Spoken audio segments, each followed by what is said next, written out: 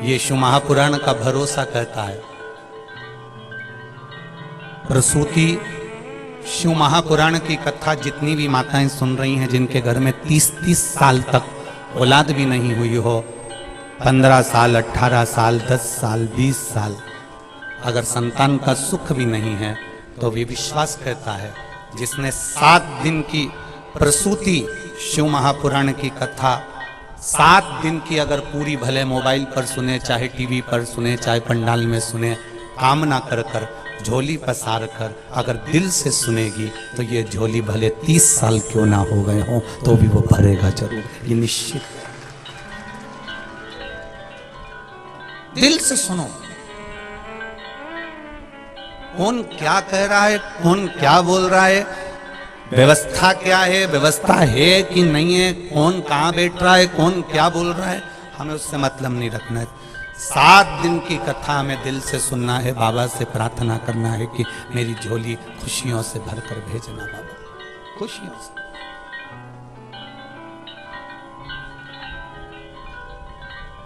और वो कृपा करेगा तो दुनिया में सुख का अनुभव होगा।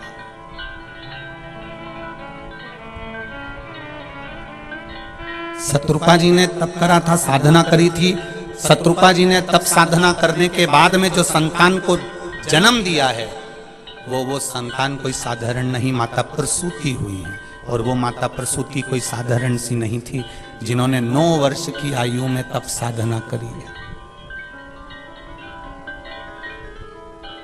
9 वर्ष की आयु में माता प्रसूति ने तप साधना करी। दक्ष प्रजापति, जिन्होंने भगवान ब्रह्मा जी के हृदय से प्रकट होने के बाद में, भगवान ब्रह्मा जी के हृदय से प्रकट होने के बाद में जिन्होंने सृष्टि की रचना का भार नहीं ग्रहण करा, पर ब्रह्मा जी ने उनको समझाया, तो दक्ष प्रजापति ने विचार करा कि मैं सृष्टि के क्रम को बढ़ाऊंगा। पहले किन्नर की सृष्टि थी, उस किन्नर की सृष्टि को समाप्त कर दिया जाए। किन्नर की सृष्टि के बाद में जो सृष्टि का निर्माण होगा, दक्ष प्रजापति कहते हैं मैं करूंगा। ब्रह्मा जी का कहना माना, दक्ष प्रजापति ने सृष्टि का निराकरण करने का, सृष्टि को आगे बढ़ाने का विचार कर लिया। सृष्टि को आगे जब बढ़ाया जा सकता है जब दक्ष प्रजापति का विवाह हो जाए। अब दक्ष प्रजापति विवाह करेंगे तो सृष्टि आगे बढ़ेगी, संतति आगे बढ़ेगी, वंश आगे बढ़ेगा।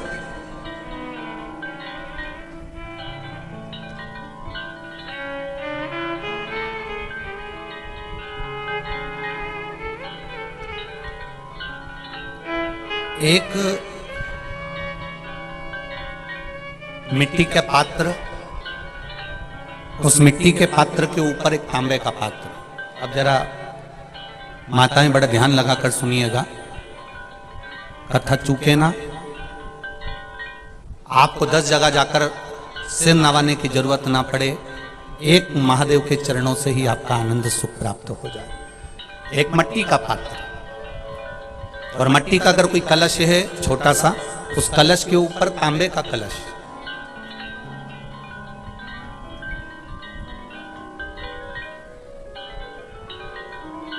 माता प्रसूति, दक्ष प्रजापति और माता बीरणी,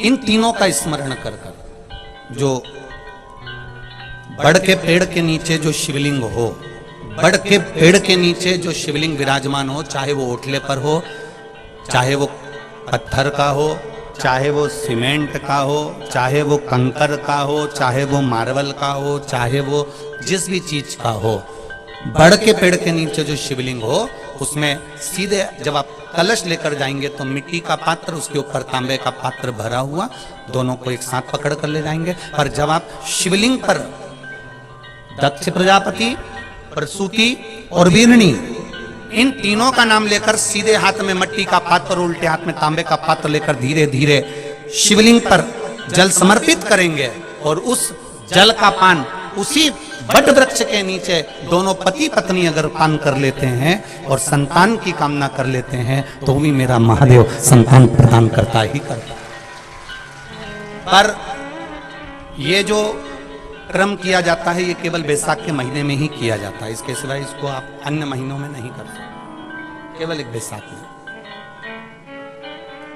और हम तो कहेंगे बैसाख महीने की जब शिवरात्रि आए या बैसाख महीने में अष्टमी तिथि आ जाए या बैसाख महीने में सोमवार का दिन पड़ी जाए तो प्रयास करना कि आप संतति के लिए, संतान के लिए आप ये प्रयोग कर सकें। शिव तत्व की प्राप्ति।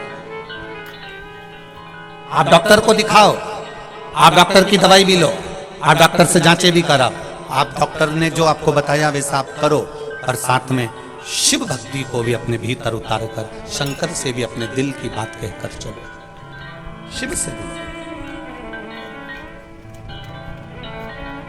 खाली न जाता कोई दर से तुम्हारे, मैं भी खड़ा हूँ नंदी बाहे पसारे। बाबा आपके चरणारविंद का रस तत्व हमें प्राप्त हो। 9 वर्ष की कन्या प्रसूति तब साधना में लीन है, 9 वर्ष की कन्या प्रसूति भगवान के भजन में लीन है। समय दक्ष प्रजापति का मंगल विवाह करना है। क्यों? संतति को आगे बढ़ाने के लिए, संतान को आगे बढ़ाने के लिए, और इस पूरे ब्रह्मांड को एक संतति देने के लिए करा।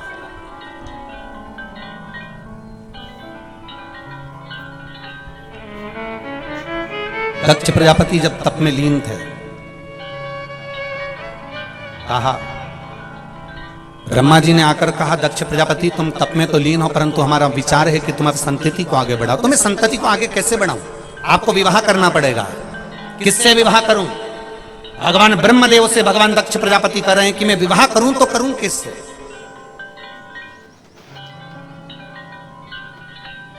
कहा, प्रजापति वीरण की पुत्री, प्रजापति वीरण की पुत्री जिसका नाम आसिकनी है, उसको लोग वीरणी भी कहते हैं। प्रजापति वीरण की पुत्री जिसको लोग आसकनी कहते हैं, उसका नाम वीरणी भी है। अच्छा, कोई फिर अच्छे से सुन लो ध्यान से। कोई अगर आपसे कहे कि सियोर वाले महाराज ये कथा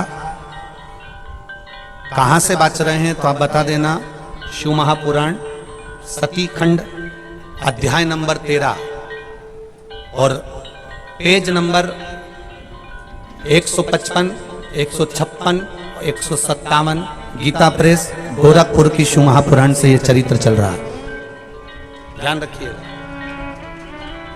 अगर कोई आपसे कहे कि गुरुजी ये कथा कहां से बाच रहे हैं, ये वीरणी की कथा कहां से बाच रहे हैं, तो आप बता देना गीता प्रेस गोरखपुर की कथा शिव महापुराण सती खंड अध्याय number 13, 155 number page, 156 number page और 157 नंबर पेज पर से यह कथा को लिया जा रहा है। बहुत ध्यान से सुनिए। दक्ष प्रजापति, कोई कहे आपसे कि ये संतान प्राप्ति के लिए गुरुजी बोल रहे हैं, तो ये कौन से पेज पर, तो उसका स्मरण आपको रहना चाहिए कि हम शिव पुराण के इस अध्याय को पढ़ रहे हैं, इस पेज को पढ़ रहे हैं और इस जगह को पढ़ रहे हैं।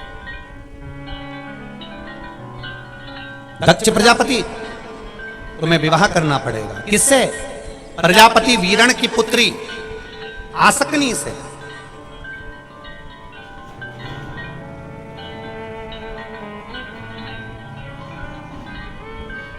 ये वही कन्या है आसकनी।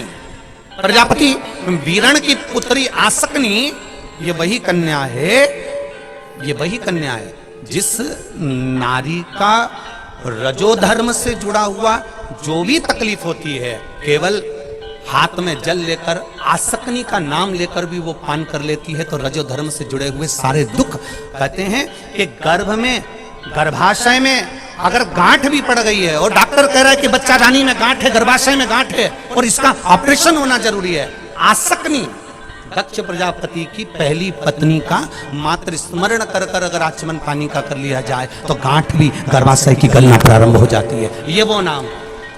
ये वो शब्द है।